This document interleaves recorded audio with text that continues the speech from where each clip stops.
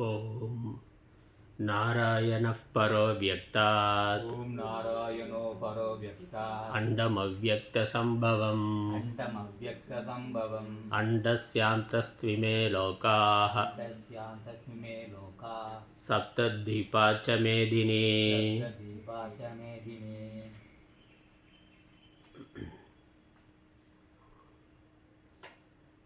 ஜீவன் முக்த லட்சணத்தையும்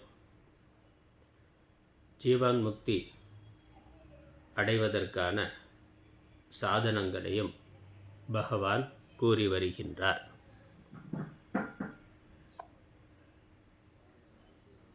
நிதித்தியாசனம், தமம், சமம், இந்த 3 சாதனைகள். நிதித்தியாசனம் என்பதுதான் ஞான நிஷ்டை பெறுவதற்கான பிரதான சாதனம். வேதாந்த சாஸ்திர சிரவணம் செய்த பிறகு தனிமையான இடத்திலிருந்து ஆத்ம தத்துவத்தை தியானம் செய்ய வேண்டும். அதற்கு புலனடக்கம், மன அடக்கம் இன்றியமையாதது. தனிமையான இடத்தில் அமர்வதற்கும், அப்படி அமர்ந்த பிறகு ஆத்ம தத்துவத்தை தியானம் பண்ண விஷய சிந்தனை வராமல் இருக்க வேண்டும். விஷயங்கள் நோக்கி ஓடிக்கொண்டிருக்கிற வரைக்கும் தனிமையாக உட்கார்வதற்கே நேரம் இருக்காது, இயலாது. அதனால் தமம் முக்கியமானது. அப்படி விஷயங்களை விலக்கி அமர்ந்தாலும் மனது அமைதியாக அமர விடாது. விஷய வாசனைகளால் அது மீண்டும் புறம் நோக்கி ஓடத் தூண்டும். அதனால் சமம் முக்கியமானது. இந்த நிதித்தியாசனம் பண்ணுறதுக்கு சமம், தமம் ரெண்டும் இன்றியமையாதது. அவை இல்லை என்றால் என்ன கேடு, என்ன துன்பம் எப்படி வரும் என்பதை பகவான் விவரித்து சொல்லி இருக்கின்றார். அதில் முதல்ல புலனடக்கம், மன அடக்கம் வேண்டும்ங்கிறத சொன்னார். யதா சம்ஹரதே சாயம் என்ற அந்த ஸ்லோகத்திலிருந்து சொன்னார். அதுக்கப்புறம் அப்படி மன அடக்கம், புலனடக்கம் செய்யவில்லை என்றால், இந்திரிய நிகிரகம், மனோ நிகிரகம் இல்லை என்றால் நிதித்தியாசனம் சாத்தியம் இல்லை. நிதித்தியாசனம் சாத்தியம் இல்லை என்றால் ஞான நிஷ்டையானது சாத்தியம் இல்லை. ஞான நிஷ்டை சாத்தியம் இல்லை என்றால் ஜீவன் முக்தி சாத்தியம் இல்லை. அதனால் இவை முக்கியமானது என்று அதனால் சர்வ அனர்த்த மூலம், எல்லா அனர்த்தங்களுக்கும் மூலமாக காரணமாக இருக்கக்கூடியது விஷய சிந்தனை என்று தொடங்கி அது எப்படி அனர்த்தங்களை உண்டு பண்ணுகின்றதுங்கிறத விவரித்தார். அதுக்கப்புறம் 64வது ஸ்லோகம், 64வது ஸ்லோகத்துக்கான அவதாரிக்கை. சர்வ அனர்த்த மூலம், சர்வ அனர்த்த மூலம், சர்வ அனர்த்தஸ்ய மூலம், சர்வ அனர்த்தஸ்ய மூலம் உக்தம் உக்தம் விஷய அபித்யானம் விஷய அபித்யானம் அத இதானீம் அத இதானிம் மோக்ஷ காரணம் மோட்ச காரணம் இமம் உச்யதே. இதம் உச்யதே.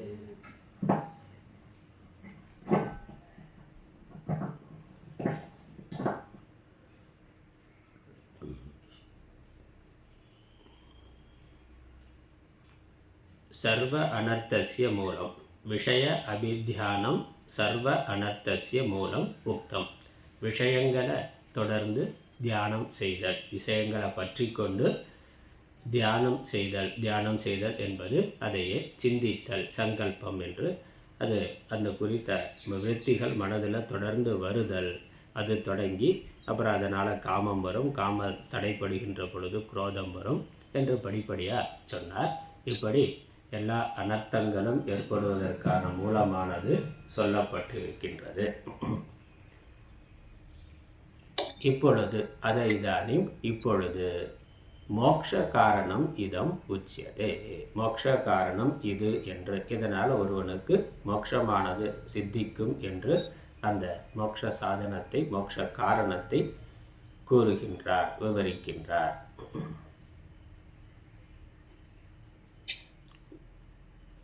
ஸ்லோகம் படிக்கலாம். 64வது ஸ்லோகம்.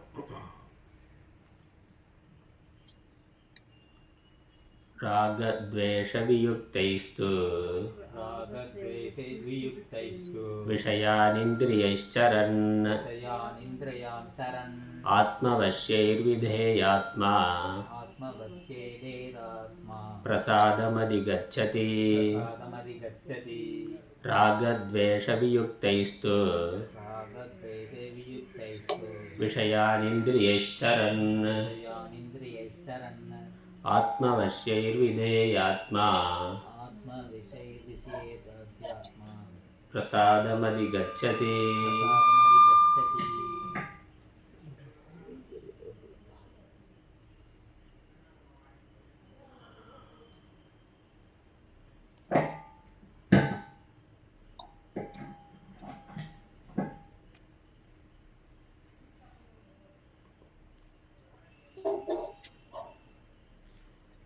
மைக்கு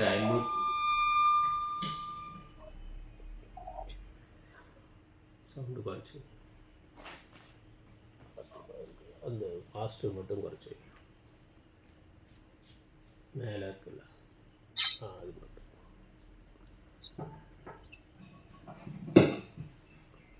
சரி, யாரோ மைக்கை மியூட் பண்ணாமல் இருக்கீங்க, மியூட் பண்ணிடுங்க, சவுண்டு கேட்டுகிட்டே இருக்கு.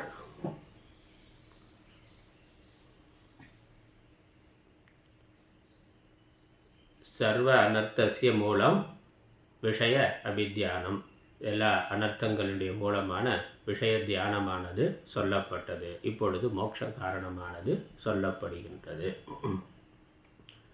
ராகத்வேஷ வியுக்தைஸ்து விஷயான் இந்திரியைஹி சரன் ஆத்மவश्यैर् விதேயாத்மா பிரசாதம் அதிகச்சதி. சவுண்ட் வந்துகிட்டே இருக்கு, இந்த மைக்கு நினைக்கிறேன்.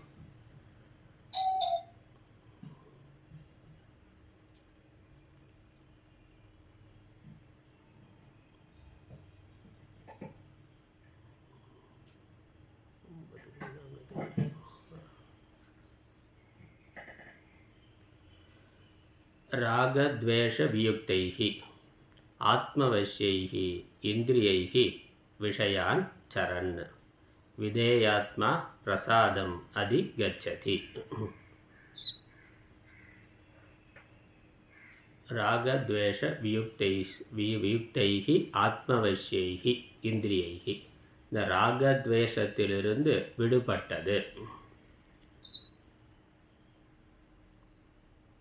ஆத்மவश्यைஹி தன்னுடைய கட்டுப்பாட்டில் இருப்பதுமாகிய இந்திரியைஹி இந்திரியங்களால். இந்திரியங்களை பொதுவாக ராகத்வேஷம் இல்லாத மனிதன் என்று சொல்லப்படும். இங்கே என்ன சொல்கிறார்? இந்திரியங்களே ராகத்வேஷங்கள்லேருந்து விடுபட்ட இந்திரியங்கள்னா சொல்கிறார். ராகத்வேஷ யுக்தைஹி இந்திரியைஹி வெறுப்புகளிலிருந்து விடுபட்ட இந்திரியங்கள். அப்புறம் ஆத்மவश्यைஹி தன்னுடைய வசத்தில் கட்டுப்பாட்டில் இருக்கக்கூடிய இந்திரியங்கள். விஷயான் சரன் விதேயாத்மா உணவு முதலான விஷயங்களை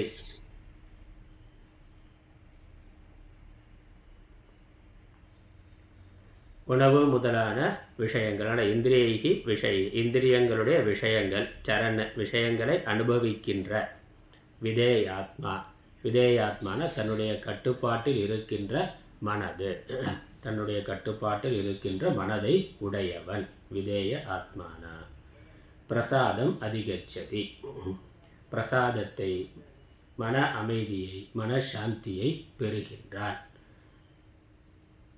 வெறுப்புகளிலிருந்து விடுபட்டு தன்னுடைய கட்டுப்பாட்டில் இருக்கின்ற இந்திரியங்களை உடையவன் விஷயங்களை அனுபவிக்கின்ற பொழுதும் மனசாந்தியை உடையவனாக இருக்கின்றான். ஏன்னா அந்த மனது புத்திக்கு கட்டுப்பட்டதாக இருக்கின்றது. இப்போ எந்த விஷயத்தை அனுபவிக்கிறதுங்கிறத புத்தி தீர்மானம் பண்ணது, மனதோ இந்திரியங்களோ தீர்மானம் செய்யவில்லை. இப்போ புத்தி சாஸ்திரத்தோட ஒட்டி இருக்கின்றது.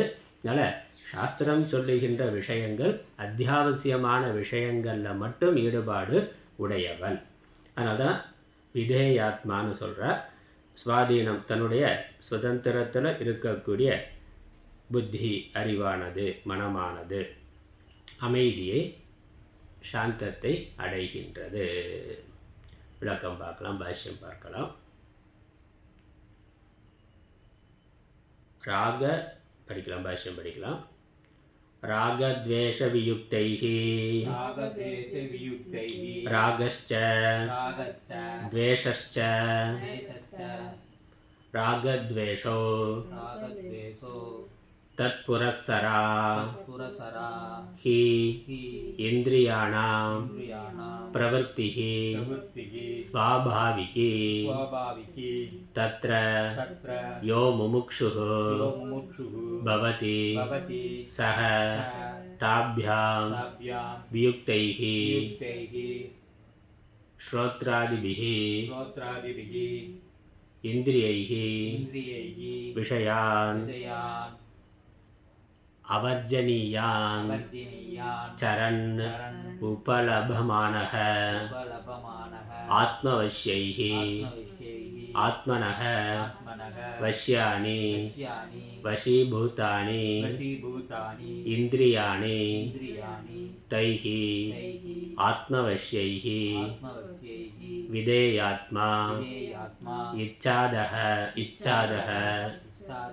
விதேயः ஆத்மா அந்தఃகரணம் யஸ்ய சஹ அயம் பிரசாதம் அதிகச்சதி பிரசாதः பிரசன்னதா ஸ்வாஸ்தியம்.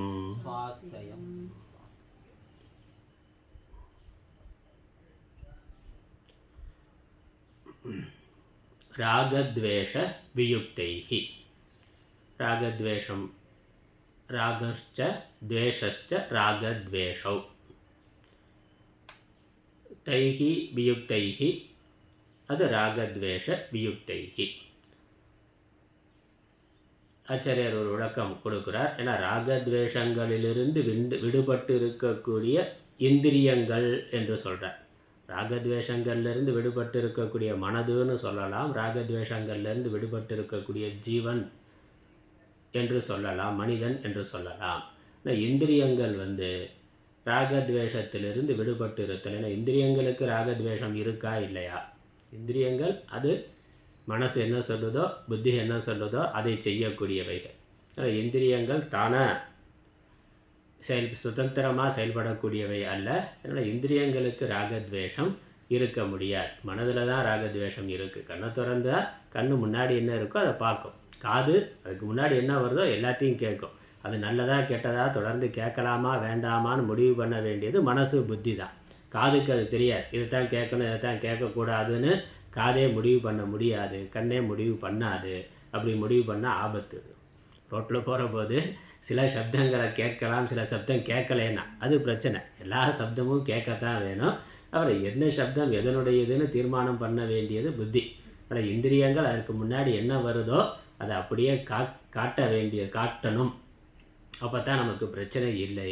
இந்திரியங்களே ஒரு ராகத்வேஷம் கொண்டு இதை பார்க்கலாம் பார்க்கக்கூடாதுன்னு இந்திரியங்களே முடிவு பண்ணுனாக்கா ரோட்டில் போகிற பொழுது நமக்கு சிலது தெரியாமல் போயிடும். ஆனால் இந்திரியங்கள் நம்ம கட்டுப்பாட்டில் இருக்காது. இந்திரியங்களே முடிவு பண்ணிடும்னாக்கா அது சரியானது இல்லை. அதனால் இந்திரியங்களுக்கு அந்த சக்தி கிடையாது. அதற்கு முன்னாடி என்ன இருக்கோ அதை காட்டும். ஆனால் பகவான் என்ன சொல்கிறார்? ராகத்வேஷங்கள்லிருந்து விடுபட்டு இருக்கக்கூடிய இந்திரியங்கள் என்று சொல்லுகின்றார். அதனால் ஆச்சாரியர் என்ன சொல்கிறார் அதற்கு? தத் புரஸ்ஸரா ஹி இந்திரியானாம் பிரவೃத்திஹி ஸ்வாபாவிகி. இந்த மனதில் தான் ராகத்வேஷம் இருக்குது. ஆனால் மனதினுடைய ராகத்வேஷம் இந்திரியங்களை பாதிக்கின்றது. ஆனால் இந்திரியங்கள் ராகத்வேஷத்தினால கூடியிருக்கக்கூடிய மனதோடு கூடியிருக்கிற இந்திரியங்கள், ராகத்வேஷத்தோடு கூடியிருக்கக்கூடிய மனதோடு கூடிய இந்திரியங்கள் அப்படி. தத்புரஸ்ஸராகி இந்திரியானாம் பிரவர்த்திகி, இந்த ராகத்வேஷத்தோடு கூடியிருக்கக்கூடிய மனதோடு சேர்ந்து தான் இந்திரியங்கள் செயல்படுது. இந்திரியங்கள் தானாக செயல்படுறதில்லை, இந்திரியங்களை செயல்பட தூண்டுறது மனது. மனது இந்திரியங்களுடைய தூண்டுதலால் இந்திரியங்கள் மனதினுடைய தூண்டுதலால் நடக்கக்கூடியவை. அந்த மனது ராகத்வேஷத்தோடு கூடி இருக்கின்ற பொழுது இந்திரியங்களும் அவ்வாறே செயல்படுகின்றன. அதனால் தத்புரஸ்ஸராகி இந்திரியானாம் பிரவர்த்திகி, அது என்னென்னா ஸ்வாபாவிகின்னு சொல்லிட்டேன். இந்த ராகத்வேஷம் மனதில் வர்றதுங்கிறது ஸ்பாவம், அது இயல்பு. ஏன்னா அதற்கு அது என்ன சம்ஸ்காரம் இருக்கோ அந்த சம்ஸ்காரப்படி அது செயல்படுகின்றது. அந்த வாசனை எப்படி இருக்கோ அதுக்கேற்ற மாதிரி அது வெளிப்படுகின்றது. அதனால் இது ஸ்பாவமாக இருக்கிறது. ஆடு மாடு விலங்குகள் அப்படி தான் போய்கொண்டு இருக்கின்றது. அதனுடைய உள்ளுணர்வு என்ன சொல்லுதோ அப்படி அது இந்திரியங்களை பயன்படுத்துகின்றது. சாமான்யமாக மனிதனும் அப்படித்தான் செயல்படுகின்றான். ஆனால் தத்ர யக முமுக்ஷுகு பவதி சக தாபியாம் வியுக்தைஹி, யார் முமுக்ஷுவாக இருக்கின்றானோ, இந்த சம்சார பந்தத்திலிருந்து விடுபட வேண்டும் என்று விருப்பமுடையவனாக, ஆன்மீக சாதகனாக, மோட்ச மார்க்கத்தில் பிரவர்த்தி உடையவனாக யார் இருக்கின்றானோ அவன் என்ன பண்ணுறான், மனதில் இருந்து இந்திரியங்களில் இருந்து ராகத்வேஷத்தை நீக்கி விடுகின்றான், விருப்பு வெறுப்புகளை நீக்கி விடுகின்றான். அப்போ எப்படி செயல்படும்னா, அப்போ கர்மா எப்படி நடக்கும்? விருப்பு வெறுப்பு இல்லைன்னா எப்படி கர்மா நடக்கும்? ஒரு தூண்டுதல் இல்லாமல் எப்படி செயல் செய்ய முடியும்? இப்போ தூண்டுதல் அப்படின்னாலே அது ஒரு நல்லது கெட்டதுன்னு முடிவு பண்ணித்தானே தூண்டுதல் வருது. அதனால் ராகத்வேஷம் இல்லாமல் செயல்பட முடியுமானா அங்கே சாஸ்திரங்கிறது இருக்குது. சாஸ்திரம் எது சரி என்று சொல்லி இருக்கின்றதோ, எது தர்மம்னு சொல்லி இருக்கோ அதை செய்யறது ராகத்வேஷத்துக்கு உட்பட்டது அல்ல. இல்லை, சாஸ்திரம் என்ன சொல்லியிருக்கோ, சாஸ்திரம் எதை செய்யணும்னு சொல்லியிருக்கோ அதை செய்யறது, எதை செய்யக்கூடாதுன்னு சொல்லியிருக்கோ அதை செய்யாமல் இருந்தால் அது விருப்பு வெறுப்புக்கு உட்பட்டதாக இல்லாமல் சாஸ்திரத்திற்கு உட்பட்டதாக செயல்பாடானது இருக்கின்றது. அல்ல, சட்டத்துக்கு உட்பட்டு நம்மளுடைய தர்மத்தை நம்முடைய கடமையை செய்தல். அப்போ அங்கே சொந்த விருப்பு வெறுப்பு எப்போ வருதோ அப்போ தான் சட்டத்தை மீறுதல்ங்கிறது வருது. நமக்கு இந்த விருப்பு வெறுப்பை சட்டத்தோடு இணைத்து கொண்டா, தர்மத்தோடு இணைத்து கொண்டா சாஸ்திரம் என்ன சொல்லுதோ அப்படி செய்கிறது. சட்டப்படி எதை என்ன எப்படி செய்யணுமோ அதை அப்படி செய்கிறதுன்னு பழக்கம் வைத்து கொள்ளுதல். அதனால் இந்த முமுக்ஷுவாக இருக்கிறவன் ராகத்வேஷத்திலிருந்து விடுபட்டவனாக ஸ்ரோத்ராதிபிகி, ஸ்ரோத்ரம் முதலானவைகள், இதில் இந்திரியைக்கு முன்னாடி ஸ்ரோத்ராதிபிகின்னு சேர்த்து கொண்டார். இந்திரியங்கள் என்னது? கண்ணு, காது, மூக்கு முதலானவை. ஏன்னா ஸ்ரோத்ரம் காது முதலான இந்திரியங்களால் விஷயான் அவர்ஜனீயான் சரண். விஷயான் அப்படின்னா விஷயங்கள், சரண்ணாக்கா உபலபமானக, அனுபவிக்கின்றவன், அனுபவித்தல், அறிதல், அனுபவித்தல்னு அர்த்தம். சரதி அப்படின்னா பொதுவாக செல்லுதல்ங்கிற அர்த்தம். இங்கே சரண் என்பது அனுபவித்தல், அறிதல் என்ற அர்த்தம். ஏன்னா இந்திரியங்கள் விஷயங்களை பார்க்கறது, அனுபவிக்கிறது என்பது தான் இருக்குது. விஷயங்கள் இந்திரியங்களை நோக்கி விஷயங்கள் போகுது. அங்கே போகிறதுங்கிறது என்னது? அது இருக்கிற இடத்துல தான் இருக்குது. உடம்புல கண்ணு, காது, மூக்கு அங்கே இருக்கிற இடத்துல தான் இருக்குது. ஆனால் விஷயங்களை நோக்கி போகுது அப்படிங்கிறது விஷயங்களை சம்பந்தப்பட்டு விஷயங்களை அறியறது, விஷயங்களை அனுபவிக்கிறது. அதனால் இந்த விஷயங்களை அனுபவிக்கின்ற, விருப்பு வெறுப்புகளிலிருந்து விடுபட்டு விஷயங்களை அனுபவிக்கின்ற இந்திரியங்களை உடையவன். அதுலேயும் இன்னொரு வார்த்தை போகிறார், அவர்ஜனீயான்னா. அவர்ஜனீயான்னாக்கா அத்தியாவசியமான, தவிர்க்க இயலாத செயல்களை மட்டும். அதனால் சாஸ்திரம் சொல்லியிருக்குன்னா, சாஸ்திரம் சொல்லியிருக்கு எல்லாத்தையும் நம்ம ஒன்று சாஸ்திர விதிப்படி அல்லது தர்ம விதிப்படி, சட்ட விதிப்படி நடக்கணும். அதுலேயும் எது அத்தியாவசியமானதோ முமுட்சுவுக்கு, சாமான்யமாக இல்லறத்தில் இருக்கிறவர்கள் வைத்து கொள்ளலாம் அப்படின்னாலும், எது அத்தியாவசியமானதோ அதை மட்டும் அனுபவிக்கக்கூடிய, அப்படி கட்டுப்படுத்தப்பட்ட இந்திரியங்களை உடையவன். அவர்ஜனீயான் அப்படிங்கிறது தவிர்க்க இயலாத அல்லது அத்தியாவசியமான. சட்டப்படி சில விஷயங்கள் பயன்படுத்தக்கூடாது, இல்லை தர்மப்படி நான் மது அருந்துதல் அல்லது கஞ்சா முதலான போதைப் பொருட்கள் சட்டவிரோதமானது, அதை நான் தவிர்க்கிறேன், அதை அனுபவிக்கலை. ஆனால் சட்டத்துக்கு உட்பட்டு அல்லது தர்மத்துக்கு உட்பட்டு அனுபவிக்கிறதுக்கு உலகத்தில் எவ்வளவோ விஷயங்கள் இருக்குது. டிவி இருக்குது, செல்ஃபோன் இருக்குது, வாட்ஸ்அப் இருக்குது, வேறு எவ்வளவோ போக விஷயங்கள் இருக்குது. மிக்சி, கிரைண்டரு, வேறு என்ன எல்லாம் ஹோம் தியேட்டரு, அது இதுன்னு எண்ணற்ற எல்லாம் தர்மத்துக்கு உட்பட்டு தானே. உழைக்கலாம், சம்பாதிக்கலாம், எல்லாம் அவைலபிளாக இருக்குது, தாராளமாக வாங்கலாம், வைத்து கொள்ளலாம். அதனால் அது தர்ம விரோதமோ சட்ட விரோதமோ அல்ல. ஆனால் அனுபவிக்கிறதுக்கு இப்படி தர்மத்துக்குட்பட்டு சட்டத்துக்குட்பட்டு அநேக விஷயங்கள் இருந்தாலும் நமக்கு என்ன தேவை, நம்மளுடைய சக்திக்கு என்ன தேவை, அல்லது நம்ம வீட்டுக்கு என்ன தேவை, நம்மளுடைய பயன்பாட்டுக்கு என்ன தேவைங்கிறத நாம் ஃபில்ட்ரு பண்ணணும். நமக்கு அது தேவை. பையன் லேப்டாப் கேட்குறான்னா 5வது படிக்கிற பொழுதே, அப்போ அது இருக்குது அப்படின்னா அவனுக்கு அப்போ அது தேவையில்லை. நம்ம வீட்டுக்கு என்ன தேவை, நம்மளுடைய வருமானத்துக்கு உட்பட்டு என்ன தேவை, அல்லது நம்மளுடைய சுக துக்கத்திற்கு என்ன தேவைங்கிறத நாம் முடிவு பண்ணணும். அதுலேயும் முமுட்சுவானவன் அத்தியாவசியமான தேவைகளை மட்டும் வைத்து கொள்ளணும். அதனால் அவர்ஜனீயானாக தவிர்க்க இயலாத அடிப்படையான அந்த போக விஷயங்களில் மட்டும் போகிற மாதிரி. அதனால் இந்திரியங்கள் விருப்பு விட்டு செயல்படுறது, அப்புறம் தவிர்க்க இயலாத குறைவான விஷயங்களை மட்டும் வைத்துக்கொண்டு அவைகளை மட்டும் அனுபவிக்கிறதுன்னு இருக்கிறது. உணவு முதலானவைகள். ஆத்மவசியைகி ஆத்மனக வஷ்யானி வசீபூதானி இந்திரியாணி. ஆத்மாவுக்கு கட்டுப்பட்டு இருக்கின்ற இந்திரியங்கள். ஆத்மாங்கிறது இந்த புத்திக்கு கட்டுப்பட்டு இருக்கக்கூடிய இந்திரியங்கள். தைகி ஆத்மவசியைகி. ஆத்மவசியைகின்னு என்ன அர்த்தம்? ஆத்மனக வஷ்யானி, வஷ்யானினக வசீபூதானி, கட்டுப்பட்டு இருக்கின்ற என்னது? இந்திரியாணி, இந்திரியங்கள். தைஹி, அதனால் ஆத்மவசியைகி, ஆத்மவசத்தில் இருக்கின்ற இந்திரியங்களை உடையவன். விதே ஆத்மா. விதேயாத்மானா இச்சாதக விதேயக. ஆத்மாங்கிறதுக்கு அந்தகரணம். ஆத்மவசியைங்கிற ஆத்மாங்கிறதுக்கு என்ன அர்த்தம் எடுத்துக்கொள்ளணும்? ஆத்மாங்கிறதுங்க சச்சிதானந்த ஆத்மாங்கிற அர்த்தம் இல்லை. ஆத்மானா அந்தகரணத்துக்கு அந்தகரணம்னு பேர். அந்தகரணத்துக்கு இந்த இடத்துல ஆத்மானு பேர். ஆத்மாங்கிறதுக்கு இந்த இடத்துல அந்தகரணம்னு அர்த்தம், மனது என்று அர்த்தம். அதனால் மனதிற்கு வசப்பட்ட இந்திரியங்கள். அந்த மனது எதற்கு வசப்பட்டு இருக்கு? இந்த புத்திக்கு கட்டுப்பட்டதாக இருக்கின்றது. புத்தி விரும்புகின்ற ஜீவனுக்கு வாஸ்தவமாக புருஷார்த்தமாக எதை இருக்கோ அதை அடைய விரும்புகின்றானோ அதற்கு கட்டுப்பட்டு இருக்கக்கூடிய மனது, அந்த மனதுக்கு கட்டுப்பட்டு இருக்கக்கூடிய இந்திரியங்கள். அதனால் இச்சாதக விதேயக. விதேயகனா கட்டுப்பட்டு இருக்கின்ற அப்படின்னு அர்த்தம். எதற்கு? இச்சைக்கு, விருப்பத்திற்கு. என்ன விருப்பம்? புத்தியினுடைய விருப்பம். முமுட்சுவனுடைய விருப்பம் என்னது? மோட்சம் அடைதல் அல்லது ஆன்மீக சாதனைகளை தீவிரமாக செய்தல், இறைவனை அடைதல் என்பது தான் இவனுடைய அறிவார்ந்த விருப்பம். இப்போ அந்த அறிவு சொல்லுகின்ற அறிவினுடைய விருப்பத்திற்கு கட்டுப்பட்டு இருக்கக்கூடிய அந்தகரணம் மனசு.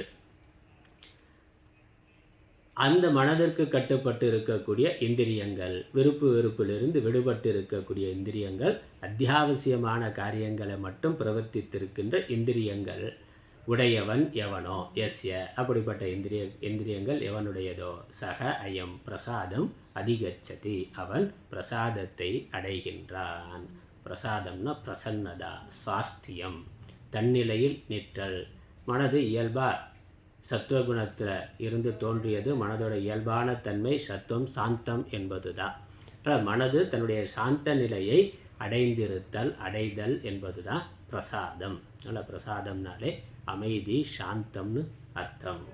இதய சீத்தலம், ஞான வாசிஷ்டத்தில் பார்த்து கொண்டு இருக்கிறோம். இதய சீத்தலம்ங்கிற வார்த்தை வந்தது மனம் குளிர்ந்து இருத்தல். அப்போ துக்கம் முதலான அல்லது கோபம் முதலானவைகள் இருக்கிற பொழுது, உணர்ச்சி வசப்பட்டு இருக்கிற பொழுது மனசு கொதிக்குது. அந்த கொதிப்பெல்லாம் இல்லாமல் மனது அடங்கி இருத்தல், குளிர்ந்து இருத்தல், சாந்தமாக இருத்தல், அமைதியாக இருத்தல், அதுக்கு தான் பிரசாதம்னு பேர். அதில் கோயிலில் கொடுக்குற பிரசாதம் சக்கரை பொங்கல் புளி சாதம்லாம் இருக்குது. அதெல்லாம் கிடைச்சா அது மூலம் இறைவனுடைய அருள். அதனால் இறைவனுடைய பிரசாதம் அது கிடைக்கிறதுனால நம்ம மனதுக்கு ஒரு சாந்தமானது வரும். அதனால் அது ஈஸ்வர பிரசாதம். அந்த பிரசாதத்தினால நமக்கு கிடைக்கிறது பிரசாதம். அதனால் பிரசாதத்துக்கு பிரசாதம்னு பேர். பிரசாதம்னாக்கா சாந்தம், அமைதின்னு பேர். இறைவனுடைய அருள் கிடைத்தா அது கிடைக்குங்கிறதுனால இறைவனுடைய அருளுக்கே பிரசாதம்னு பேர் வைத்திருக்கு. அதனால் சுவாஸ்தியம்னா தன்னிலையில் நிற்றல். விஷயமயமாகி விஷயத்துக்கு அடிமையாகி மனசு இல்லாமல் சுதந்திரமாக இயல்பான சாந்தமான சத்துவ நிலையில் மனதானது இருக்கும்.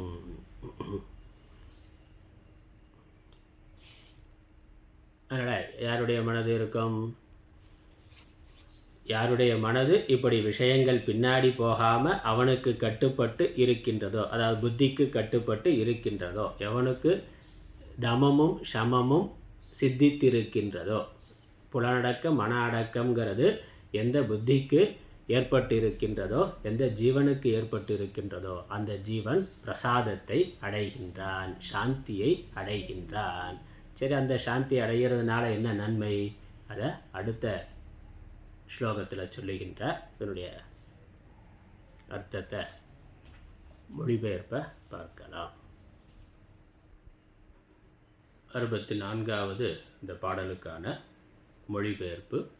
விஷயங்களை கருதலானது அனர்த்தங்கட்கெல்லாம் காரணம் என்று கூறப்பட்டது.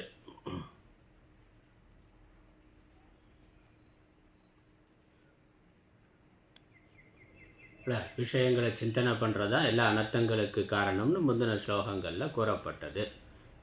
இப்பொழுது மோட்சத்திற்கு வழி இது என்று கூறப்படுகின்றது. இது எனப்படுகின்றது. இதுதான் மோட்ச சாதனம். அதனால் 62, 63 2 ஸ்லோகங்களில் அனர்த்த காரணம் சொல்லப்பட்டது. இப்போ 64, 65 இந்த ஸ்லோகங்களில் மோட்ச காரணமானது கூறப்படுகின்றது. பொழிப்புரை. அந்தःகரணம் அடங்கியவனோ விருப்பு வெறுப்புக்கள் நீங்க பெற்று தனக்கு அடங்கி நிற்கும் இந்திரியங்களால் விஷயங்களில் சென்று மனத்தெளிவை பெறுகிறான்.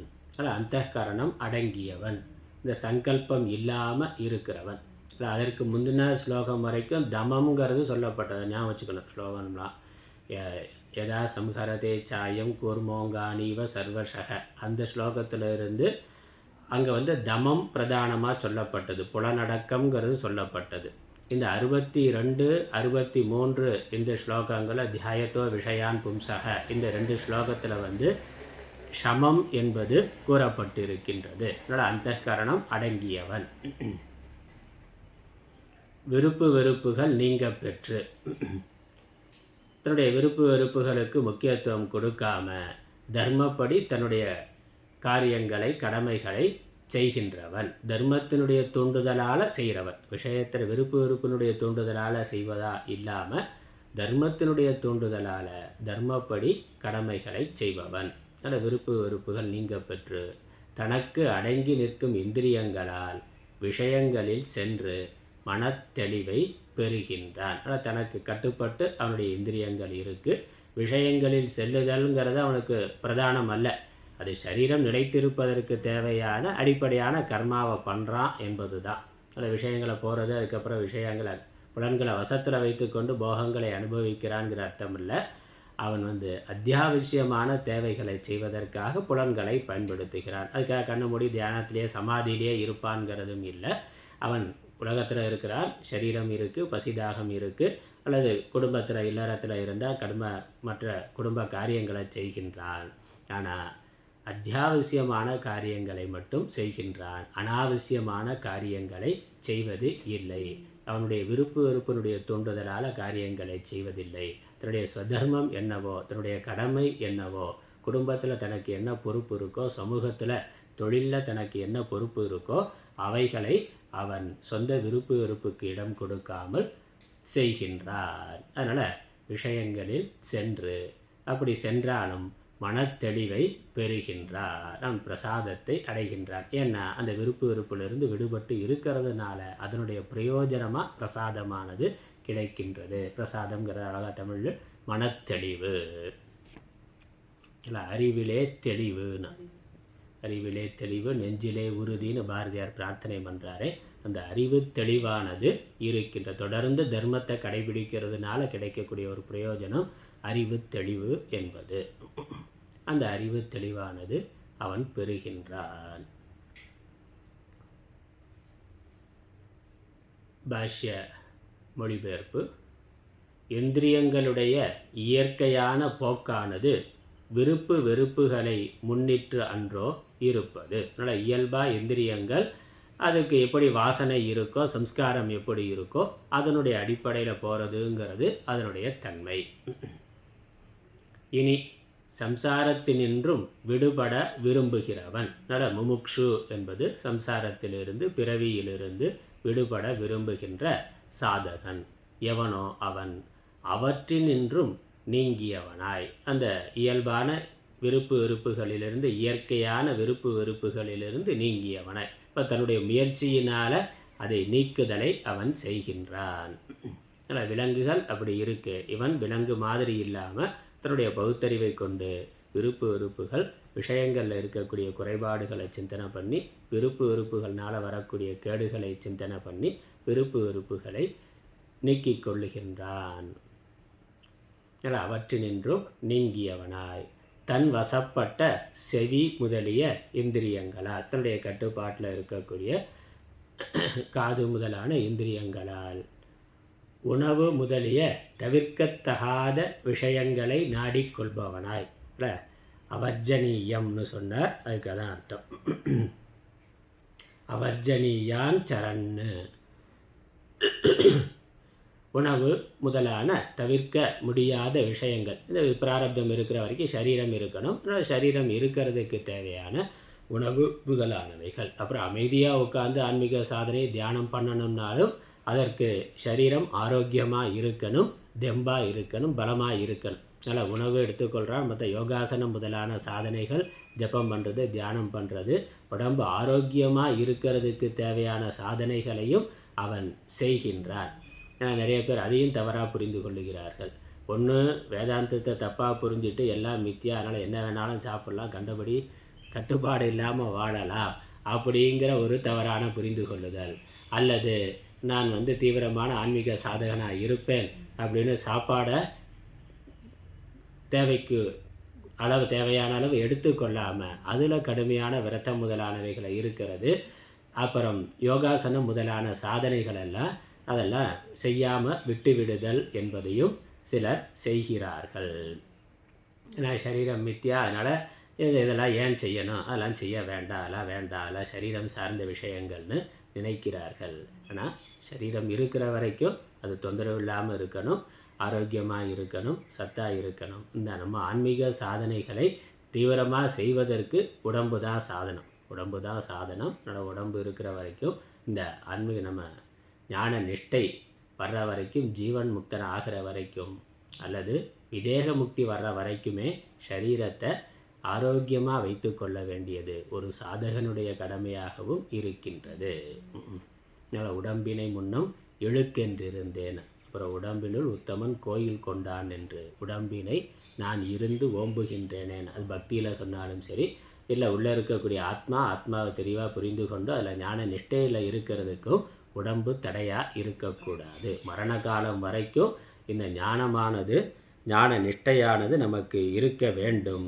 ஏன்னா மரண காலத்தில் நம்ம மனதில் என்ன சிந்தனை இருக்கோ அதுக்கேற்ற மாதிரி தான் அடுத்த பிறவி வருங்கிறத பகவத்கீதையிலே பார்க்குறோம், பகவான் சொல்லுகின்றார். இப்போ மரண காலத்திலேயும் நம்மளுடைய உடம்பு மனது நம்மளுடைய வசத்தில் இருந்தால் தான் நம்ம ஆத்ம தியானத்தில், ஆத்ம சிந்தனையில் இருக்க முடியும். அதில் அது வரைக்கும் நம்ம உடம்பை ஆரோக்கியமாக வைத்து கொள்ள வேண்டியது ஒரு முமுக்ஷு சாதகனுடைய பொறுப்பாகவும் கடமையாகவும் இருக்கின்றது. அதனால் தவிர்க்க இயலாத விஷயம்னா சாப்பிட்றது, உடற்பயிற்சி செய்கிறது, தியானம் முதலான சாதனைகளை, வழிபாடு முதலானவைகளை முறையாக சரியாக செய்கிறது. இது எல்லாமே இல்லை வைதிகமான கர்மா அதுவும் ரொம்ப அதிகமாக போகாமல் அளவாக இருக்கணும். அது நாம் எது தேவையில்லைன்னு அவரவர் பார்த்து முடிவு பண்ணி கொள்ளணும். இல்லை எந்த செயலையுமே செய்யாமல் இருக்கிறதுங்கிறதும் அல்ல, எல்லா செயலையும் இழுத்து போட்டு செய்கிறதுங்கிறதும் இல்லை, அளவாக செய்கிறது. அதனால் யுக்தக அப்படிங்கிறது ரொம்ப முக்கியம். பகவத்கீதையிலேயே அந்த தியான யோகத்தில் பகவான் சொல்கிறார், யுக்தாகார விகாரஸ்ய. அந்த யுக்தகங்கிற சப்தம் ரொம்ப முக்கியமானது. தேவையான அளவு என்பது எல்லா விஷயத்திலும் இருக்கிறது ரொம்ப முக்கியம். ரொம்ப அதிகமாக போனாலும் யோகமானது சித்திக்காது, ரொம்ப குறைவாக இருந்தாலும் யோக சித்திங்கிறது வராது. இப்போ பொருத்தமான அளவு, தேவையான அளவுங்கிறதுல அதுவும் ஆளாளுக்கு மாறுபடக்கூடியது என்பதனால் அந்தந்த உடல் உபாதிக்கு தகுந்த மாதிரி அதில் முன்ன பின்ன இருக்கும். எல்லாருக்கும் ஒரே அளவு, ஒரே சமமான அளவுன்னு சொல்ல முடியாது. அதனால் நம்மளுடைய மனசு உடம்பு அதனுடைய தேவை கருதி நம்ம தவிர்க்க இயலாத குறைந்தபட்ச விஷயங்களை செய்பவர்களாக, விஷயங்களை நாடிக்கொள்பவனாய் தன் இஷ்டப்படி நடக்கக்கூடிய அந்த கரணங்களை பெற்று தெளிவை அடைகிறார். தன் இஷ்டப்படி நடக்கக்கூடியன்னு அர்த்தம். புத்தியினுடைய இஷ்டப்படி, புத்தி சொல்கிற மாதிரி நடக்கக்கூடிய அப்படின்னு அர்த்தம். அந்த காரணத்தைன்னு இருக்குது. அந்த கரணத்தை பெற்று, அது ஆத்மவசியகி அப்படிங்கிறதுக்கு அந்த கரணத்தை பெற்று ஜீவனுடைய இஷ்டப்படி. விஷயுறு பந்தினை போர் உள்ளம் வேண்டியபடி செல்லும் உடல் கேட்டேன். பாரதியார் பிரார்த்தனை பண்ணுறார். ஒரு பந்தை எரிந்தாக்கா எவ்வளோ விஷம் இருக்கோ அவ்வளோ போயிட்டு செவுத்தில் அடித்து திரும்ப நம்ம கைக்கு வருது. இப்போ நம்மளுடைய கட்டுப்பாட்டில் அது இருக்கிற மாதிரி இந்த மனசு சொல்கிற மாதிரி கேட்குற உடம்பு வேணும், புத்தி சொல்கிற மாதிரி கேட்குற மனசு வேணும். ரெண்டுமே, புத்தி சொல்கிறத மனசு கேட்கணும், மனசு சொல்கிறத புலன்கள் கேட்கணும், உடம்பு கேட்கணும். அப்படி இருந்தால் அந்த மனது அமைதியுடைய மனதாக இருக்கும். ஏன்னா எல்லாருக்குமே எது சரி தப்புன்னு தெரிஞ்சிருக்கு, தெரியாமல் இல்லை. பெரும்பாலும் தெரிந்து தான் இருக்கிறோம், ஆனாலும் தப்பு பண்ணிட்டு தான் இருக்கிறோம். எல்லாரும் தப்பு பண்ணிட்டு தான். காரணம் என்னது? புத்திக்கு கட்டுப்பட்டதாக மனசு இல்லை, இந்திரியங்கள் இல்லை. அது அதனுடைய விருப்புக்கு தகுந்த மாதிரி ஓடுவதாக இருக்கின்றது. அப்போ விருப்பிலிருந்து விடுபட்ட மனது புத்திக்கு கட்டுப்பட்டதாக, தர்மத்திற்கு கட்டுப்பட்டதாக, அந்த தர்மத்திலையும் தான் எந்த நிலையில் இருக்கிறான், எந்த காலத்தில் இருக்கிறான், எந்த இடத்துல இருக்கிறான், தனக்கு என்ன தேவைன்னு புரிந்து அதற்கு கட்டுப்பட்டதாக இருக்கக்கூடிய மனது. ஆனால் தர்மம் தான்ங்கிறதுனால எல்லாவற்றையும் வைத்து கொள்ளணுங்கிற அவசியம் இல்லை. நாம் எங்கே இருக்கிறோம், நமக்கு எவ்வளவு தேவை, என்ன தேவை, நம்ம சுற்றி இருக்கிறவர்களுக்கு என்ன தேவை, எவ்வளவு தேவைன்னு புரிந்து கொண்டு அந்த வரையறைக்குட்பட்டு இருக்கக்கூடிய வாழ்க்கை, அதற்கு அந்த புத்தி தெளிவு, அதில் நிலை பெற்று இருக்கக்கூடிய மனது. இங்கே அறிவிலே தெளிவு, நெஞ்சிலே உறுதினா, அந்த அறிவு எந்த தெளிவோடு இருக்கோ அந்த தெளிவுக்கு கட்டுப்பட்டு இருக்கக்கூடிய உறுதியான மனசு. அதனால் மன உறுதிங்கிறது அங்கே தேவை. இந்திரிய விஷயங்களை நோக்கி போகாமல் இருக்கிறதுக்கு மனதில் ஒரு உறுதியானது தேவை. அதனால் ரெண்டுமே தேவை. அதனால் அப்படி தன் இஷ்டப்படி, ஜீவனுடைய இஷ்டப்படி, புத்தியினுடைய விருப்பப்படி நடக்கக்கூடிய விதேயாத்மாங்கிறதுக்கு இச்சாதக விதேயக ஆத்மானு ஆச்சாரியர் கொடுத்துருக்கிற விளக்கம். அந்த கரணத்தை பெற்று தெளிவை அடைகிறான். தெளிவுனா என்னது? கலங்காமை, கலக்கம் இல்லாமல் அமைதியாக இருக்கிறது. நீர்நிலை தெளிவாக இருக்குன்னு என்ன அர்த்தம்? வேறு எதுவும் சேறு சகதி இல்லாமல், களங்கள் இல்லாமல் தெளிவாக இருக்குது என்று அர்த்தம். அதே மாதிரி மனது விஷயங்களால் கலக்கப்படாமல், விருப்புகளால் கலக்கப்படாமல், அதனால் வரக்கூடிய இன்ப துன்பங்கள் அல்லது கோபம், கவலை முதலானவைகளால் கலக்கப்படாமல். ஏன்னா அந்த ராகத்வேஷத்தினுடைய விளைவாக தான் அதெல்லாம் வருது. ராகத்வேஷம் இல்லைன்னா கவலை முதலானவைகளுக்கு இடமில்லை, கோபம் முதலானவைகளுக்கு இடமில்லை, அவைகள் வராது. அதனால் ராகத்வேஷத்தை விட்ட மனது, புத்திக்கு கட்டுப்பட்டு இருக்கக்கூடிய மனது தெளிவை அடைந்ததாக இருக்கின்றது. அதனால் தெளிவுங்கிறதுக்கு கலங்காமை, நிலை பெற்ற தன்மை, அமைதியுடைமை. இந்த பிரசாதம்ங்கிறதுக்கு இதன் அர்த்தம் கொடுக்குற. பிரசாதம்னா தெளிவு, தெளிவுனா கலங்காத தன்மை, நிலை பெற்ற தன்மை, அமைதி அடைந்த தன்மை அந்த மனசு. அதுக்கப்புறம் அப்படிப்பட்ட மனது வர்றதுனால என்ன ஆகுது? அடுத்த ஸ்லோகம்.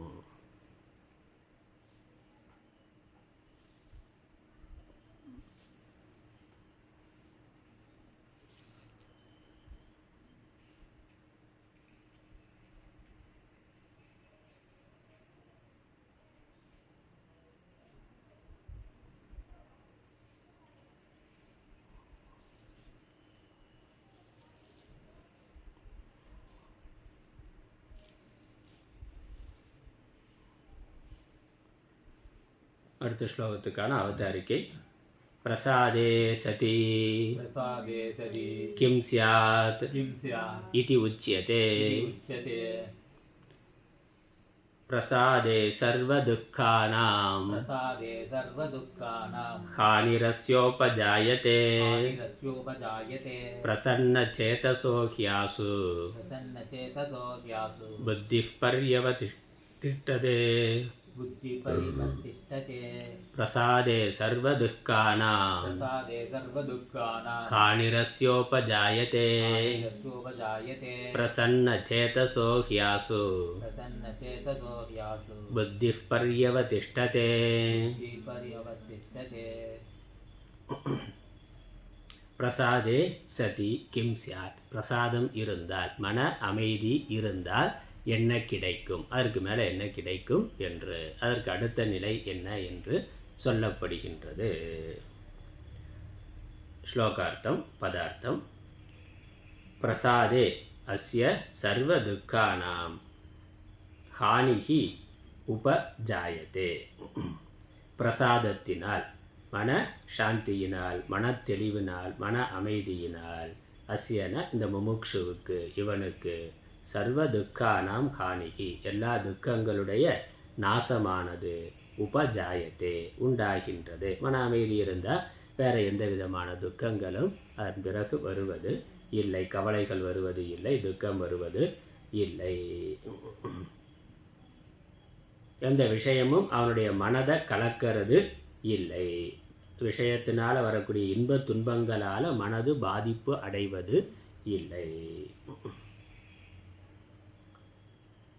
அதனால் பிரசன்ன சேதசக ஆஷு புத்திஹி பர்யவதிஷ்டதே. இப்படி சமாதானமான அமைதியடைந்த மனதை உடைய அவன் விரைவில், ஆசுன விரைவில், சீக்கிரம், புத்திஹி, புத்திங்கிறது புத்தி, அவனுடைய புத்தியானது, அவனுடைய மனமானது, அதாவது அவனுடைய ஞானமானது, பர்யவதிஷ்டதே ஸ்திரமாய் நிற்கின்றது. இந்த புத்திங்கிறதுக்கு ரெண்டு விதமான அர்த்தம்.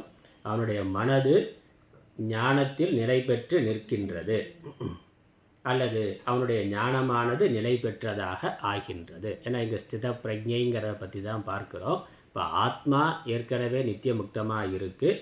இப்போ இவனுடைய மனது, அமைதி அடைந்த மனது தன்னுடைய ஆத்மஸ்வரூபத்தில் நிற்பதாக ஆகின்றது. அதிலேயே சொரூபத்திலேயே மனசு இருக்குன்னு அர்த்தம். அல்லது இந்த புத்திங்கிறதுக்கு ஆத்ம ஞானம்னு எடுத்துக்கொண்டு ஏற்கனவே ஸ்ரவணத்தினால ஆத்ம ஞானம் பெற்றிருக்கிறான்.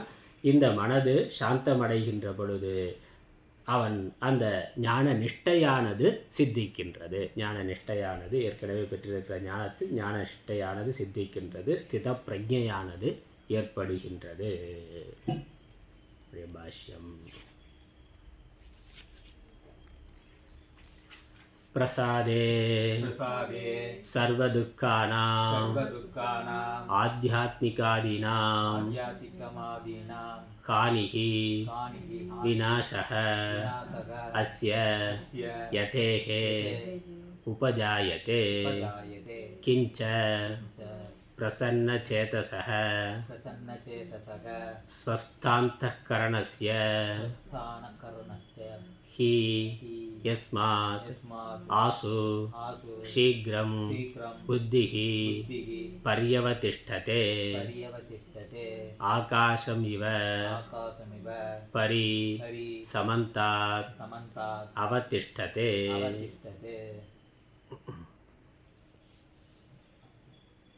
ஆத்மா ஸ்வரூபேண ஏவ நிश्चली भवति इति अर्थः इत्यर्थः. एवं प्रसन्नचेतसः अवस्थितबुद्धेः कृतकृत्यता यतः तस्मात् रागद्वेष वियुक्तैः इन्द्रियैः शास्त्र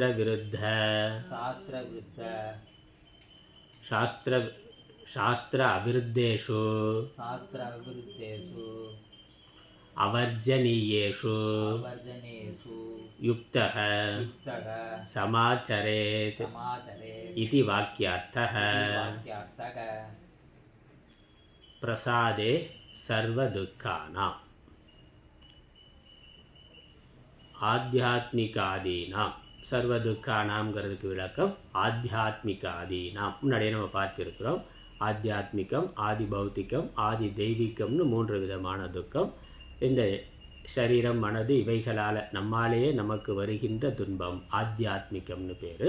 அப்புறம் மற்ற உயிர்கள், மற்ற ஜீவர்களால் மனிதர்களுக்கு நமக்கு வருகின்ற துக்கம் ஆதி பௌத்திகம்னு பேர்.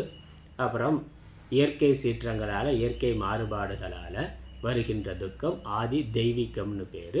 இந்த 3 விதமான துக்கங்களும் நல்ல சர்வ துக்கம்ங்கிறது எல்லா துக்கமுங்கிற பொழுது சாமான்யமாக சாஸ்திரம் துக்கத்தை 3ஆக பிரித்திருக்கின்றது.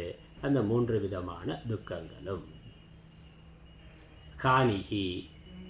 காணிகினா விநாசக, நாசமானது, அழிவானது. அந்த துக்கங்களுடைய அழிவானது உபஜாயத்தே ஏற்படுகின்றது. துக்கத்திற்கு அழிவானது ஏற்படுகின்றது. ஆனால் கவலை இல்லாமல் இருக்கிறான். அவனுக்கு துக்கப்படுத்துவதற்கான விஷயம் இல்லாமல் அல்லது விஷயங்கள் இருந்தாலும் அது அவனுக்குள் துக்கத்தை ஏற்படுத்துவது இல்லை.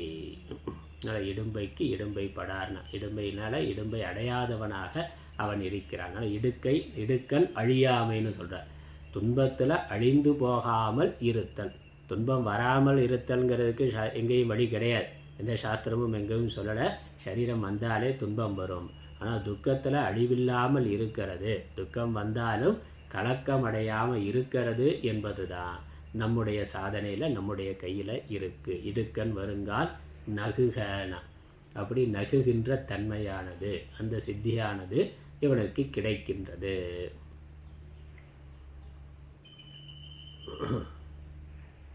அதனால் அஸ்யன யார்? யதேகே, இந்த யதியினுடைய, இந்த முனிவனுடைய, இந்த சாதகனுடைய துக்கங்களுடைய அழிவானது ஏற்படுகின்றது. கிஞ்சன மேலும் பிரசன்ன சேதசக. பிரசன்ன சேதசகன்னு அர்த்தம் ஸ்வஸ்த அந்தఃகரணஸ்ய, தன்னிலையில் நிற்கின்ற அந்த கரணத்தை உடையவனுடைய, தன்னுடைய சொரூபத்தில் தன்னுடைய ஆத்மாவிலேயே நிற்கின்ற மனதை, அதாவது மனதானது மற்ற விஷயங்களுக்கு போகாமல் தானாகவே இருக்கின்ற நிலை. அதனால் ஸ்வஸ்தமாகிறது அப்படிங்கிறத நம்ம சொல்கிறோம்.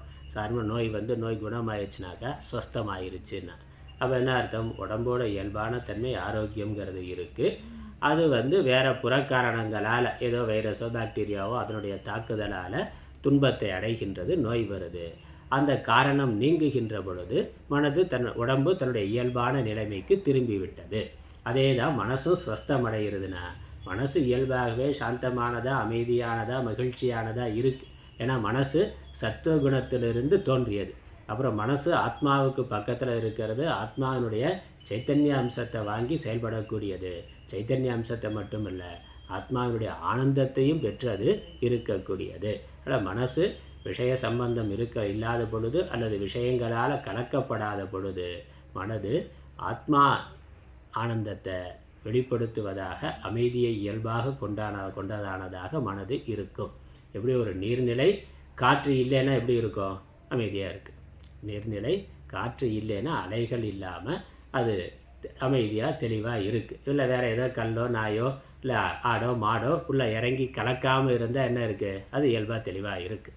அப்போ புறத்தில் இருந்து அதை கலக்குகின்ற ஒரு சாதனம், ஒரு கருவி வருது, கலக்குகின்றது. அந்த கலக்கத்தை உண்டு பண்ணுற விஷயம் இல்லைன்னா அது இயல்பாக அமைதியாக இருக்குது. நம்மளுடைய மனசும் அப்படித்தான், அது இயல்பாக அமைதியாக இருக்கக்கூடிய தன்மையுடையது. ஏன்னா சத்துவ குணத்திலிருந்து, சமஷ்டி பஞ்சபூதங்களுடைய சத்வாம்சத்திலிருந்து தோன்றியது. அந்த ஆத்மாவுக்கு ரொம்ப அருகில் இருக்கக்கூடியது. அதனால் அது அமைதியாக இருக்கக்கூடியது. இந்த இந்திரிய சம்பந்தம் இல்லாத பொழுது, விருப்பு வெறுப்புகள் இல்லாத பொழுது மனசு ஸ்வஸ்தமாக இருக்குது. அப்படி ஸ்வஸ்தமாக இருக்கிறதா பிரச்சன்ன சேதஸ், சாந்தமடைந்த அமைது மனது, சாந்தமடைந்த மனது, அதை உடையவனுடைய யஸ்மாத், அந்த காரணத்தினால் அப்படி இருக்கிறதுனாலேயே ஆசு சீக்கிரம், ஆசுனா சீக்கிரம்னு அர்த்தம். சீக்கிரம் நம்ம தமிழ்லேயே சொல்கிறோமே, சீக்கிரமாகனா விரைவாக. புத்திகி பர்யவதிஷ்டதே, அந்த புத்தியானது நிலை பெற்றதாக ஆகின்றது. அப்போ அந்த மனதில் ஞான நிஷ்டையானது வருகின்றது, அல்லது ஏற்கனவே பெற்ற ஞானம் நிலை பெற்றதாக ஆகின்றது. புத்திகி பர்யவதிஷ்டதே. எது மாதிரினா ஆகாசம் இவ பரி பரிங்கிறதுக்கு சமந்தாத்துன்னு அர்த்தம். அவதிஷ்டதே, ஆகாசத்தை போல அது பறந்து விரிந்ததாக ஆகின்றது. ஏன்னா ஆத்மா ஆகாசம் மாதிரி சர்வ வியாபகமாக இருக்கிறது, பறந்து விரிந்ததாக இருப்பது. இந்த மனது ஆத்மாவிலேயே நிற்கிறது என்பதனால மனதும் எல்லையற்றதாக ஆகிவிடுகின்றது. தன்னுடைய பரிச்சின்னத்திலிருந்து விடுபட்டு அது அனந்தமானதாக எல்லையற்றதாக மனது ஆகாசம் போல ஆகிவிடுகின்றது இருக்கின்றது. ஆனால் தெரிந்த ஞானம் இருக்கிறவர்கள் எப்பொழுதுமே ஒரு பரந்த சிந்தனை, பரந்த பார்வை, பரந்த மனது உடையவர்களாக இருக்கிறார்கள். அதனால தான் மகாத்மாக்கள்னு சொல்கிறோம். நான் எனதுங்கிற குறுகிய வட்டத்துக்குள்ளே இருக்கிறவன் ஒரு சாதாரண ஜீவன். அது தன்னுடைய குடும்பம்னு இருக்கிறான், அது பரவாயில்லை. ஆனால் அந்த குடும்பத்துக்குள்ளேயும் நான்கிற ஒரு அகங்காரம், குடும்பத்தில் மற்றவங்க எப்படிப்பட்டாலும் கஷ்டப்பட்டாலும் பரவாயில்ல, நான் சுகமாக இருக்கணும்னு நினைக்கிற ஆள் இருக்கிறான். ஆனால் அன்பில் எல்லாம் தமக்குரியர்னா அப்படி குடும்பத்துக்குள்ளே இருக்கிற ஆள் உண்டு. அப்புறம் குடும்பங்கிற ஒரு சின்ன வரையறை, தான் எனக்கு எவ்வளோ கஷ்டம் இருந்தாலும் பரவாயில்ல, குடும்பத்தில் இருக்கிறவங்களாம் நல்லா இருக்கணும் அப்படிங்கிறதும் ஒரு வரையறை தான், ஒரு சின்ன வரையறை. ஆனால் ஒரு மற்றவர்களுடைய நலன் மேலே அக்கறை கொண்ட அன்புடைய ஒரு மனது அப்படி என்பும் உரிய பிறர்க்குனா அப்படி இருக்கிறான்.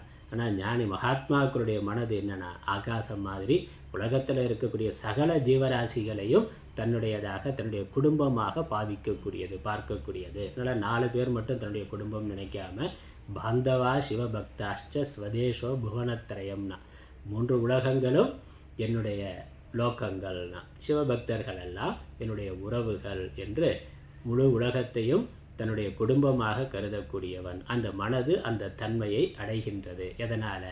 ஆத்ம ஞானத்தினால. ஏன்னா ஆத்மா சர்வ வியாபகமாக சர்வாத்மாவாக இருக்கின்றது. சர்வாத்மாவாக தன்னை புரிந்து கொண்டவன், அந்த மனது புரிந்து கொண்ட மனதானது அந்த சர்வாத்ம பாவத்தோடே இருக்கின்றது. அதனால் அது ஆகாசம் போல பரந்ததாக, விரிந்ததாக, தெளிந்ததாக, ஒருமுகப்பட்டதாக, ஒருமுனைப்பட்டதாக இருக்கின்றது. அதனால் விவசாயாத்மிகா புத்தி ஏகேக குருநந்தனன் முன்னாடி சொன்னாரே, அந்த ஒரு முனை உடையதாக, ஒன்றுபட்டதாக அது இருக்கின்றது. என்ன அர்த்தம்? இன்னும் சுருக்கமாக அர்த்தம் சொல்கிறார். ஆத்மஸ்வரூபேன ஏவ நிஷ்சலீ பவதி இத்தியர்த்தக. ஆத்மஸ்வரூபத்திலேயே சலனம் இல்லாமல் அந்த மனதானது இருக்கின்றது. ஆத்மாவிலேயே தன்னுடைய யதார்த்த ஸ்வரூபத்திலேயே அந்த மனது ஒன்றுபட்டதாக, அதே சிந்தனையில் இருப்பதாக அது இருக்கின்றது. அகண்டாகார விருத்தியில் இருப்பதாக இருக்கின்றது. அதுதான் ஞான நிஷ்டை, அதுதான் ஸ்தித பிரஜை, அதுதான் ஜீவன் முக்தி நிலை, அதுதான் பேரின்பமான நிலை. ஏவம் பிரசன்ன சேதசக, இப்படி அமைதியடைந்த மனதை உடையவனும் அவஸ்திதக புத்தேகே, நிலை பெற்ற புத்தியை உடையவன் கிருத்த கிருத்தியதா யதா தஸ்மாத் ராகத்வேஷ. இது ஆச்சாரியர் முந்தின ஸ்லோகத்தோட இதை கனெக்ட் பண்ணுறார். இப்படி தெளிவடைந்த மனதை உடையவனுடைய, நிலை பெற்ற அறிவை உடையவனுடைய கிருத்த கிருத்தியதா, அவன் செய்ய வேண்டியதை செய்து முடித்த தன்மை, யதக எதனால் வருதுன்னா இவன் அடைகின்றான்.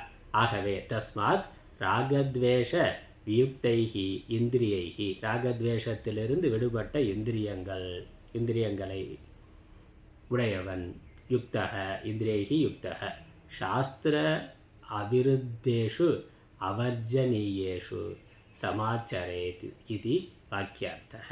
சாஸ்திரத்திற்கு விரோதம் இல்லாத, அதிலையும் அத்தியாவசியமான, ரெண்டையும் சேர்த்துக்கொள்கிறார். அதுக்கப்புறம் அவன் கர்மாவை பண்ணுறான். எந்த கர்மாவை பண்ணுறான்? சாஸ்திரத்துக்கு விரோதம் இல்லாத கர்மாவை பண்ணுறான். அந்த சாஸ்திரத்துக்கு விரோதம் இல்லாத கர்மாவிலையும் எது அத்தியாவசியமானதோ அதை மட்டும் பண்ணுறான்.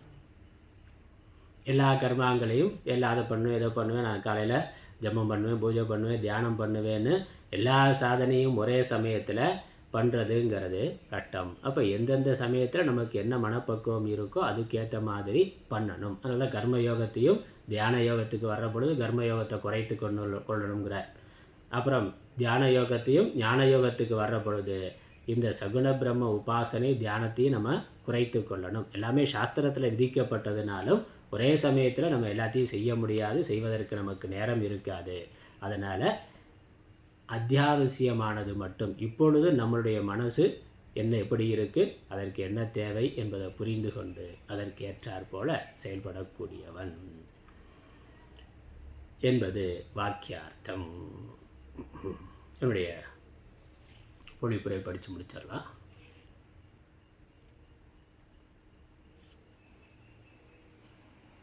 தெளிவு உண்டானால் என்ன உண்டாகும் என்பது விடை கூறப்படுகிறது. தெளிவுள்ள வழி. இவனுடைய துன்பங்கட்கு எல்லாம் அழிவு பிறக்கின்றது. ஏனெனில் மனம் தெளிந்தவனுக்கு புத்தி விரைவாக நிலைத்து நிற்கின்றது. தெளிவுண்டான வழி இந்த எதிக்கு தன்னை பற்றி வருவன முதலிய துன்பங்கள் எல்லாவற்றிற்கும் அழிவு உண்டாகிறது. கழிவு உண்டாகிறது, அழிவு உண்டாகிறது. அன்றியும் சுத்தமான அந்தகரணம் உள்ளவனுக்கு எதனால் புத்தியானது விரைவாக நிலைத்து நிற்கின்றதோ, அதாவது ஆகாசம் போல எங்கும் நிலை பெறுகின்றதோ, ஆத்மாவின் சொரூபமாகவே அலையாது அமைந்து நிற்கின்றதோ, அதனால் புத்தி தெளிவுக்காக முயற்சி செய்ய வேண்டும். அதனால் புத்தி தெளிவுக்காக முயற்சி பண்ணணும். என்ன முயற்சி? விஷயங்கள் பின்னாடி போகாமல் இருக்கிறது. சமம் தமம் என்பது தான், இந்திரிய அடக்கம் மன அடக்கம் என்பது தான் முயற்சி. அந்த முயற்சியினால் சாந்தி சமாதானமானது வரும், பிரசாதமானது கிடைக்கும். இவ்வாறு மனம் தெளிந்து புத்தி நிலைத்தவனுக்கு புருஷார்த்தம் கைகூடுகின்றமையால் புருஷார்த்த சித்தியானது அவனுக்கு வருகின்றது. புருஷார்த்த சித்திங்கிறது என்னது? ஜீவன் முக்தி தான். ஜீவன் முக்தியானது அவனுக்கு கைகூடுகின்றது. சம்சாரத்தினின்றும் விடுபட விரும்புகிறவன் விருப்பு வெறுப்புகள் நீங்கிய இந்திரியங்களால் சாஸ்திரத்தோடு மாறுபடாத உணவு முதலிய தவிர்க்க முடியாத விஷயங்களை அமைதியோடு நாட வேண்டும். அதை மட்டும் அவன் அமைதியாக, ஒரு ஆர்ப்பாட்டம் இல்லாத அமைதியாக தான் உண்டு, தன்னுடைய வேலை உண்டு, தன்னுடைய சாதனை உண்டுன்னு, தன்னுடைய வாழ்க்கை உண்டுன்னு இருக்கக்கூடிய வாழ்க்கையை அவன் அமைத்து கொள்ள வேண்டும். அதற்கு அவன் முயற்சி செய்ய வேண்டும். அமைதியோடு நாட வேண்டும். இந்த சந்தர்ப்பத்தில் கூறப்பட்டு என்பது இந்த சந்தர்ப்பத்தில் கூறப்பட்ட பொருளாகும். அதனால் ஸ்தித பிரஜனை பற்றி சொல்கிற பொழுது ஸ்தித பிரஜனுடைய லட்சணம் என்னங்கிறதா அர்ஜுனுடைய கேள்வி. ஆனால் பகவான் ஸ்தித பிரஜனுடைய லட்சணத்தை சொல்லிட்டு அந்த ஸ்தித பிரஜனை அடைய விரும்புகிறவன் என்ன சாதனைகள் எல்லாம் செய்ய வேண்டும், எப்படிப்பட்ட வாழ்க்கை முறையை வைத்து கொள்ள வேண்டும் என்பதையும் சேர்த்து சொல்லுகின்றார். அதனால் இந்த சந்தர்ப்பத்தில் கூறப்பட்டுள்ளது என்பது பொருளாம். அதுக்கப்புறம் அந்த பிரசன்ன மனதை, அந்த சாந்தமடைந்த மனதை மேலும் புகழ்ந்து சொல்லுகின்றார். அது இல்லாததுனால வரக்கூடிய கேடையும் சொல்லுகின்றார். ஆனால் இந்த பிரசாத புத்திங்கிறது நமக்கு வரணும், சாந்தமடைந்த மனது வரணும். அது சமம் தமம் என்பதனால் வரும். அது வந்தால் நிதித்தியாசனத்தை நல்லா பண்ண முடியும். ஞான நிஷ்டையானது வரும். ஞான நிஷ்டை வந்தால் அதுதான் ஜீவன் முக்தி. மேற்கொண்டு அடுத்த வகுப்பில் பார்க்கலாம். ஓம் பிரபன்ன பாரிஜாத்தாய தோத்ரவேத்ரைக்கபாலயே ஞானமுத்ராய கிருஷ்ணாய கீதாமிருததிகே நமः. ஓம் ஈஸ்வரோ குருராத்மேதி முத்திபேத விபாகினே வ்யோமவத்யாப்ததேகாய தட்சிணாமூர்த்தயே நமः. ஓம் பூர்ணமதః பூர்ணமிதம் பூர்ணாத் பூர்ணமுதச்யதே பூர்ணஸ்ய பூர்ணமாதாய பூர்ணமேவாவசிஷ்யதே. ஓம் சாந்தி சாந்தி சாந்தி. ஹரி ஓம்.